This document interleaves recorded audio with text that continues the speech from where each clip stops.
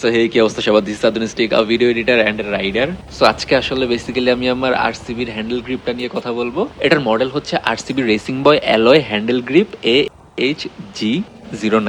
এটা আমি লাস্ট 1 বছর ধরে ইউজ করতেছি। I know it's weird colour, but আর কোনো কালার অ্যাভেলেবেল ছিল না, তো আমাকে বাধ্য হয়ে কমলাটাই নিতে হয়েছে। আর এটাতে আমি দেখলাম যে ঘুলটিটাও আছে, তো আমার কাছে মনে হলো যে ওকে নেই, কারণ আমার হচ্ছে একদম হ্যান্ডেল বারের কোনায় গিয়ে ধরার অভ্যাস। এটার মেইন ডাউন সাইড হচ্ছে এটা রাবারের কোয়ালিটিটার ক্ষেত্রে মোটামুটি 5-6 মাস পর্যন্ত আমি এটার একদম ঠিকঠাক পাইছি, বাট এরপরেই হচ্ছে গিয়ে মানে আমার মনে হলো যে রাবারটা একটু আঠা আঠা হয়ে গেছে। আই মিন বলা যায় যে ক্ষয় হয়ে যাচ্ছে আই গেস। আমি আজকে ভিডিওটা বানানোর জন্য হচ্ছে গ্লাভস পরি নাই, যাতে আমি দেখাতে পারি যে এটার আউটকামটা কি হয়। আমার হাতে হচ্ছে তেমন একটা ব্যথা করতেছে না, হালকা একটু করতেছে লং টার্মের ক্ষেত্রে যদি আমি অনেকক্ষণ ধরে রাইড করি। বাট মেইন ইস্যুটা হচ্ছে আমার হাতের এই ময়লাটা, এইটা আসলে শুরুর দিকে কম ছিল, বাট এখন হচ্ছে মানে মানা যায় না আসলে ভাই। এটা লুকটা হচ্ছে একটু সাবজেক্টিভ। আমি যদি শুধু এই জিনিসটা দেখি তাহলে একটু উইয়ার্ড লাগে, মাঝে মধ্যে মনে হয় যেন এটা রিক্সার হ্যান্ডেল বার। বাট যখন হাত রেখে চালাই তখন হচ্ছে লুকটা সুন্দর লাগে। জাস্ট মাঝখানের পোর্শনটাতে রাবার, যে জায়গাটা আমি ধরতেছি, আর এর বামে ডানে হচ্ছে মোটামুটি অ্যালুমিনিয়ামের জিনিসটা। আচ্ছা, যদি এতগুলো এই ব্যাড সাইড থাকে, then the question should be why did I even buy it and why am I making this video নাও।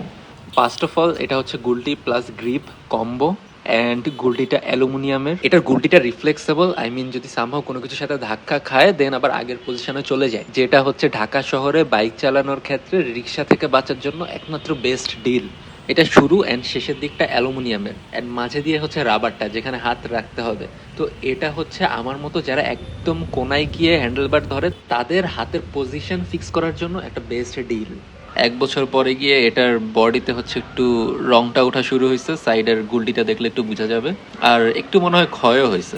এটার দাম আমার পড়ছিল 1,000 টাকা, অ্যান্ড আমার কাছে মনে হয় 1,000 টাকা দিয়ে আমি যদি এটা 1 বছর পর্যন্ত চালাইতে পারি তাহলে মোটামুটি টাকা উসুল। অ্যাটলিস্ট এই জিনিসটা আমাকে স্যাটিসফাইড করতে পারছে। অ্যান্ড এখন যেহেতু আমি গ্লাভস পরে চালাই, তো আসলে আমার তেমন একটা ইস্যু হচ্ছে না। আমি এটা আরো লং টার্ম হয়তো চালাবো, আনলেস এটা পুরোপুরি একদম লুকটা বাজে হয়ে যাচ্ছে আর কি রাবারটার।